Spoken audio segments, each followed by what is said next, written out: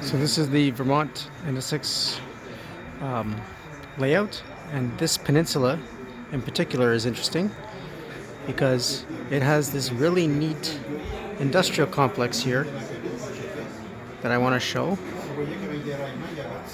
It's really well done. All the buildings, piping,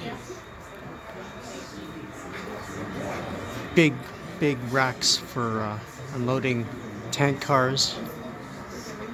Really cool. I'm going to show the other side of it as well. This is pretty indicative of what industries you have in the east end of Montreal, so I can see what they're trying to do here. Here we got giant oil storage tanks, and here this is a cement processing company. It's from, I think, Walters or something. It's a really nicely done build. They even got the, the red and white chimney, everything here that you would associate with a concrete processing plant. Silos, everything. And a little switcher. Concrete docks. The tracks are embedded into the concrete the way you would see in an industrial complex like this. Just really well done. Here from this side.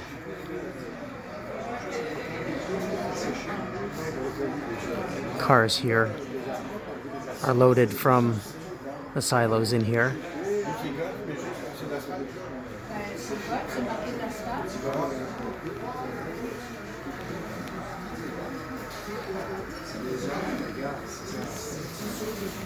And here's those racks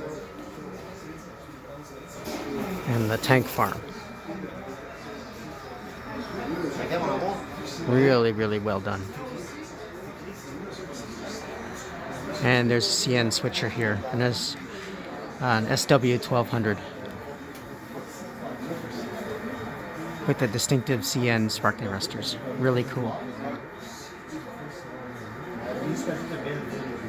And as you can see, it's part of a very much broader, very larger layout.